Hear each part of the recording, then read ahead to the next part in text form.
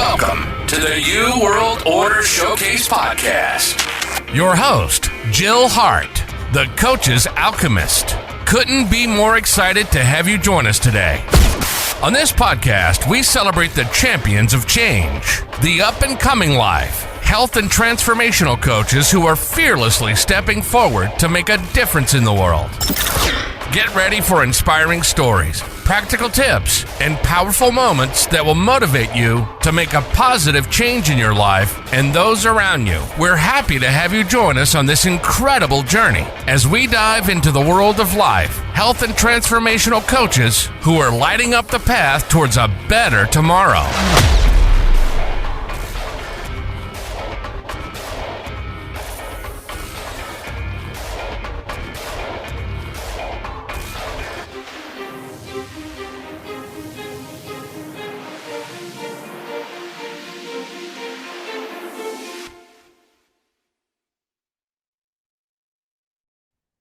Hi, and welcome to the New World Order Showcase podcast.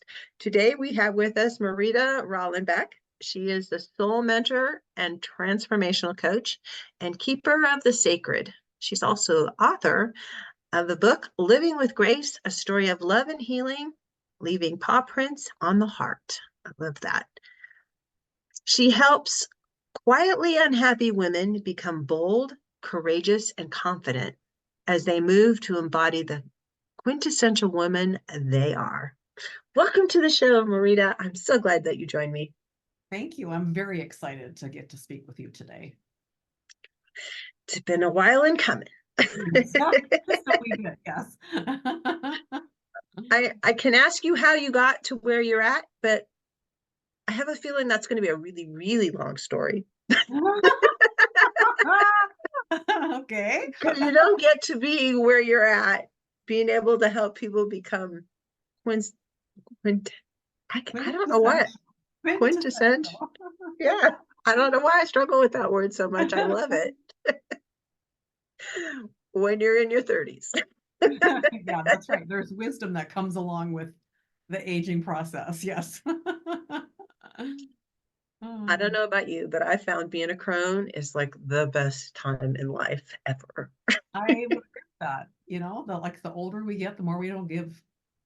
We don't have, like, it is what it is, and you can like it or not, and life moves on. Yeah. Hope you catch up someday, because I don't have enough time to worry about you two. Oh my goodness. So what is it actually that you do? How do you help women? Well, the essence of what I do is really I guide them to the deepest part of who they are. And once they've accessed that part, it's kind of like life becomes easier. I don't know how to describe that anymore. And a lot of times people will, everybody, we think we need this, this is our problem. And yet that problem is a symptom of something that they don't see. And so we all have those blind spots, and sometimes we just need someone to reflect back, whether that's the girlfriends over wine at dinner, or if it's a coach that's completely unemotionally attached to anything or anybody going on, whatever's going on in someone's life. We're not attached, and therefore we can be far more objective. And I find that once I kind of pull back the curtain or the veil, it's easier to see. Like sometimes I'm looking for an answer to a solution, I'm looking for to a problem, and it's like I can see glimpses of it, and it's like I'm looking for that entrance into the whole thing, and that's kind of what I provide. Yeah, when you know that there's a doorway in there somewhere, and you're just like feeling around in the dark, looking for the crack in the wall. Yes, it's very much like that when you don't really know what you're looking for, but you're looking for something. Yeah, I love your terminology, quietly unhappy women. There are so many of them. There really are. And I think it stems from them, us, we accept what society says is normal, acceptable, put in your little word there. And we don't realize that we have the power to not do that. And then all of a sudden somebody illuminates the fact that you don't have to do it that way. You can do it this way or that way or any way you want, just as long as there's movement, you know? And it's like we need permission sometimes to do things differently than how we were taught or modeled, how it was modeled to us. Yeah, it's easy to get stuck in that trap, especially when you're for women, but when you're just starting out and probably until you hit your mid 40s, I feel like women tend to just be on this treadmill that they were put on when they got right out of high school, Mhm. usually. And they're just like told this is the path you need to go down. You're a woman and you need to be educated and you need to have a job, but you also need to be responsible for raising a family and taking care of the family, and everything about the family is all your responsibility. And but you got to work too. Yeah, it's like, what else can we put on your shoulders to make it impossible to breathe? Yeah. And then you're out there trying to like get approbation from your parents because they had expectations for you that you could not possibly live up to, because no one can do all those things. Right. Yes, completely true. And then you don't have time if you're raising kids. I don't know if you had kids or not, but I had 5 kids, and you're raising kids and your world is wrapped up in them and Yeah. helping them get going, and you kind of forget who you are, if you ever even knew who you were. Oh, that's a great point. Yeah, I have one daughter and I now have a grandson, and I've seen her not have time for her girlfriend time Mhm. or not have energy. That's Kind of. more of it. I don't know which was more, but that's an element too. But yes, there's a huge reality in when a large significant life event happens that changes everything in how we live. It naturally just changes who gets our time because we have so little of it in relation to what needs to be accomplished. Yeah, and usually it's the time that we would take to discover ourselves. And people talk about meditation. Meditation comes in all kinds of forms. It could be Mhm. exercise, it could be sitting quietly, it could be listening to music. It's just whenever you can take time for yourself and not have to be thinking about stuff that has to get done and groceries that need to be bought and kids' schedules and how are they doing in school. And I just, this goes on and on and on. And then there's work. Yeah, right, right. So how do these people find you normally? Referrals, social media, those are the primary ways, especially post-COVID, where networking networking is an art. And I feel like I had finally, after a long time of networking, I kind of mastered the technique. And then everything blew up. So um finding people live and in person is a little more challenging nowadays. But that's how people find me, is or things like this, like where I'm on a summit or on a podcast or that kind of an event that changes the trajectory of somebody's life by hearing what we've got to talk about here. Interesting. So when you're talking to your people, what what kinds of things do you help them discover about themselves? How does that look? Well, like I said, a lot of times it's really just giving them a different perspective on what they think the problem is, and providing options or of action that they can take. And I don't like one-off sessions because they're not as powerful as what could happen if we have like time, and then I always wonder, like, did they implement? Did they try it? Did they, what happened when they did this? And so I really steer away from just the one-offs, and I like having time with them so that not only can they process what we've discussed, they can integrate it, and then they can implement it, and we can revisit it. Like, how did it go? Did it work? Did it not work? Why? All of those kinds of things. And it's really just having someone that's you're accountable to.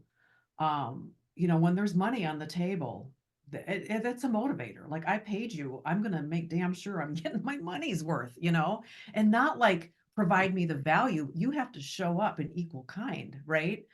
But when there is that exchange of that, this is an investment of my finances in exchange for your coaching, your mentorship, your help, your ideas, all those kinds of things, that you're just naturally more inclined to take it seriously and actually implement.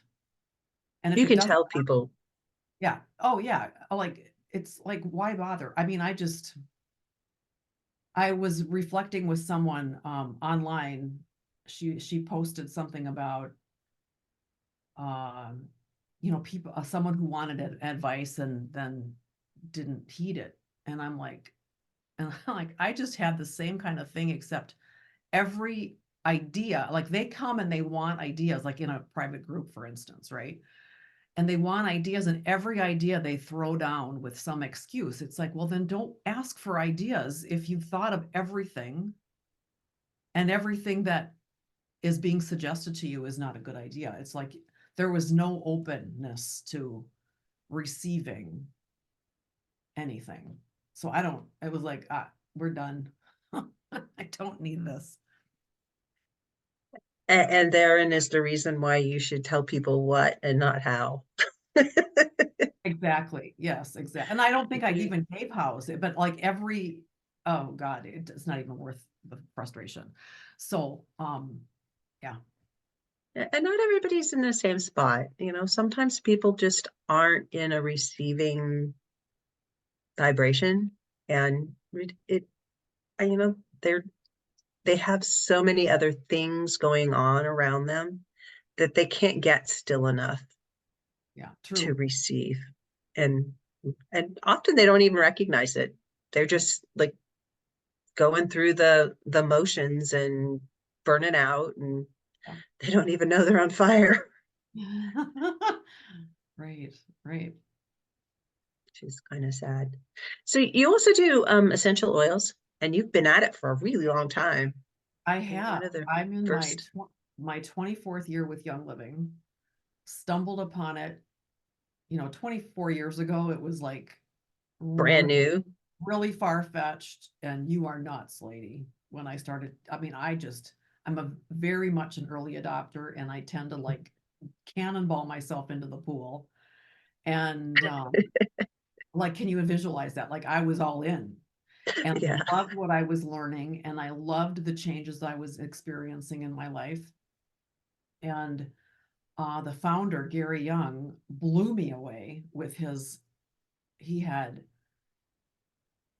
educated knowledge and wisdom. And I was a reading, literature, art kind of student when I was in high school, or all through Mhm. school. And keep me out of science, keep me out of math, keep me out of all of that. And in the early days with Young Living, convention was all about science. It was all about biology, chemistry. We were required, if we wanted to get some kind of certification, which they don't offer that anymore. Everything changed back in 10 years ago. But we were required to learn like the Latin names of the essential oils. Like, who does that, you know? And who cares? Yeah, well, but the interesting thing is when you understand, like my mother she was a now we would say an herbalist. Mhm. She was from Germany and she studied it back then. What she studied, it was considered pharmacology. And so Latin comes in pretty handy when you know the basics of it. And so lots has changed in the industry, of course. There's been lots of copycats and lots of adulteration. And, a $3 bottle of essential oil on an end cap is not going to do what the oils do for real when they're real. But yeah, that was definitely a hugely pivotal moment in my life. And it served me very well. That's awesome. We were talking about the lavender fields they have in Utah, down by the border before you're going into Arizona. It was there. I love lavender to begin with. It's one of Yeah. my favorite flowers and fragrances. It's just like, do you ever see the movie My Big Fat Greek Wedding? Oh, it's been a very long while. And you know how the father had the Windex that he squirted on everything? That was his Yeah. lavender oil is my Windex. Ah, got it. Okay. I have seen it do so many amazing things. Nothing short of miraculous. I have this friend who she actually established an essential oils company. She's been going longer than Young Living has been around. It's Butterfly Express, and I know you probably have never heard of it because it's here in Idaho and a little tiny town. But she's an interesting woman, and uh, gosh, it's been like 17 years ago. Her husband had a gas tank blow up in his face. Wow. Third-degree burns over his face for sure. His face, like, literally was on fire, and his whole torso. And they Wow. didn't have insurance, health insurance. He never went to the doctor. She nursed him totally back to health using lavender oil. I believe that. I really do believe that. You can't tell he's ever been burned. Wow. To look at him, he doesn't have any scars. His facial hair is growing back. It's like, that was amazing. My son, another experience with essential oils, he's blind in one eye, and he was out fooling around a campfire and stepped into it and had an ember, a big ember. He had this, it was a third-degree burn. I mean, it was all the way down past through the skin. Oh, wow. Um, and it was open and charred and really ugly. And I put this miracle salve and lavender oil on it. And again, you can't tell he was ever burned. We don't know which leg it was anymore. And, That's and we're talking like a 6-inch patch of skin on his thigh or on his calf that was burned. it's very exciting when you have that kind of experience because it really does show you the wisdom from the ancients. I mean, this goes back so far. And one time, the year that Young Living introduced, it's called Lavaderm. It's a spray. Mm-hmm. It's for after like sun or whatever, it's a spray lavender. Mm-hmm. And Gary's on stage and he takes a lighter and he burns his finger like on purpose and then sprays that on there and he was fine. But like he was quite a maverick. He did crazy things, but that's what kept him so edgy. Yeah, it's probably why they came out with all those rules about what you can say about essential oils, because pharmaceutical companies just came unglued when people started realizing, you could use essential oils to do quite a few things in your life. I know that uh, Calendly, it's a Chamomile, you mean? no, It's not calendula. It's Chamomile. no, it's a big broad leaf. It's good for healing bones and muscles. Um, comfrey. Yeah, I've Oh. got it growing in my yard. But I've seen that do some amazing things too. You make it into an ointment, and that arnica oil is another thing that's they're just they're they're herbs. Exactly. There was a friend of mine, he was sick, and then, then it's called Dr. Marita, right? And I said, well, do you have, I don't even remember what blend it was. It was a blend of some oil. And he goes, yeah. And I'm like, well, put it in a capsule and take it. He's like, well, is that safe? And I go, well, let's look at the ingredients. And I read all the ingredients of whatever it was, and they were all herbs or spices. It's like, you can, like, if you You can could eat eat spice them. herb, then it's safe. Yeah, there was a time when people actually like went in their yards and they picked stuff and they brought it in the house or gathered stuff and they cooked it and that's what they ate. People think if it doesn't come out of a grocery store or pharmacy, that it's not it. That's true. It's true. I love the summertime when you can just go out in the yard and pick stuff. And we have very little grass in our yard, but God, we have so many great weeds that are so yummy. That are not weeds, they're plants, right? They are plants. They're just very, yeah, I'm having trouble with words today. They grow profusely. Ah, yes. Prolific. It's the word Yeah. I was trying to come up with. Maybe I need some ginkgo. So do you work mainly one-on-one with people or do you work in groups with them? That's a great question in that I am moving away from the one-on-one, and I want to start working more with groups, Mhm. not only to leverage my time, but there is a lot of beauty in working with a group, because my question or my experience can impact and influence the entire group, and the same for everybody there. And so there's Mhm. that collective wisdom is really quite powerful to put yourself into. And then you form relationships, and so it's not just this not just somebody looking only at me for whatever, for the answer, Mhm. for ideas, that kind of thing, but other people can reflect back, and other people can offer ideas and potential solutions, and that makes it quite compelling. So I'm in the process of working that into my offerings. That's awesome. I love groups. That it really is the place where the magic happens. It's Yeah, I would agree. people ask questions that you don't even think of.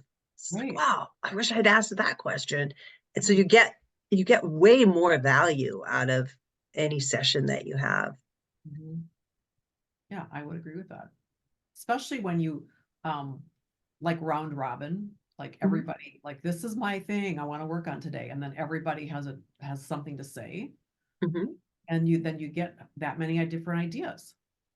So, Yeah. And you don't have to embrace every one of them. You can just like sit with it and see what feels like it's what resonates with you. And what resonates with you might not be what resonates for this other person, but both of your answers or the perfect answer for you mhm. that you don't really get when in a one-on-one situation. You only get the one the one idea. And usually it's an idea that you have to come up with yourself because that's what coaches are really all about. Yeah, right, exactly. So it's nice to get to experience other people's ideas of what's interesting Mhm, or what they think might work. mhm. So what led to you writing the book? Oh, the book. Um, Grace. The book is called Living with Grace, and Grace is it's multifaceted in that that was the name of my kitty. And she, in fact, the anniversary of her death was just a few days ago. And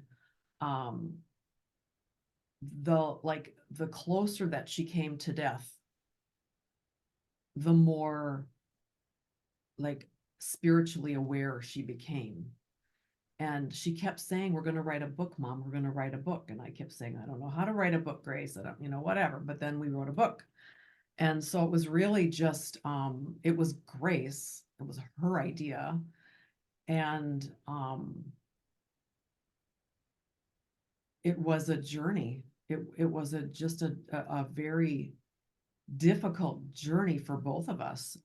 For me to midwife her through life in, to the other side. And then for her, she was a rescue cat. And she'd been hit by a truck and left for dead. And I go into all of that stuff in the book, but which, by the way, is out of print because my publisher went bankrupt. So I have that to deal with that next, this next year, I want to rewrite it and add kind of some nuances to it. But she was hit by a truck, left for dead. Somebody drove by, and then as she drove by, Grace actually had the strength to lift her head. And the woman came back and brought her to a vet. And I don't have a photograph of her, but this is her. And she lost an eye, and she had a funny little walk. And she had a lot of distrust. Imagine that, right? I mean, if I got to hold her for 90 seconds, it was a big deal. And toward the end of her life, the day that I took her into the hospital, it was like a 2-hour wait. And almost that entire time I was holding her. So something happened, I'm this Virgo German. I'm going to drop her off at the hospital and it's going to be fine. Well, it was packed and I didn't get to drop her off, but I had to wait for a very long while. And during that wait is, I think, when she realized that I finally kind of realized I wasn't going anywhere and I was the real deal and she could trust me and all those kinds of things. So that's what led to the book. Wow. Yeah, it's really quite a story. It's amazing how animals imprint on us and on our hearts. They have lots of animals. We had 4 rescue kittens. My son accidentally killed their mom at work, and there were 4 kittens, and they fit in like the palm of his hand, all 4 of them. Oh my goodness. And I don't even know that their eyes were actually open at that point, but he put them in his pocket and he brought them home and he said, "Hey Mom, I got these kittens." So his sister and I, I think Sarah was maybe 9 at the time, we bottle fed these kittens. Wow. And we kept them alive, and 2 of them have passed, but we still have 2, and they've been around for 5 or 6 years now. Incredible. Yeah, they're really interesting cats. They're so unique. All animals are so unique. They each have a personality, and it's just like they're really a blessing in our lives. But I get the whole, some of them you can hold and some of them you can't. We have another one we thought he was going to be an outside cat, but he comes in and he hides in my daughter's room sometimes, and he hides in the closet sometimes. He won't go upstairs. We have this new puppy and he could care less about the puppy. He's the only one of the cats that are just like, nah, he's not going to hurt me. He's just big and dumb. I think he's just afraid of Alex, the female cat that we have, because she's like, this is my house and y'all are just here because I'll let you be here.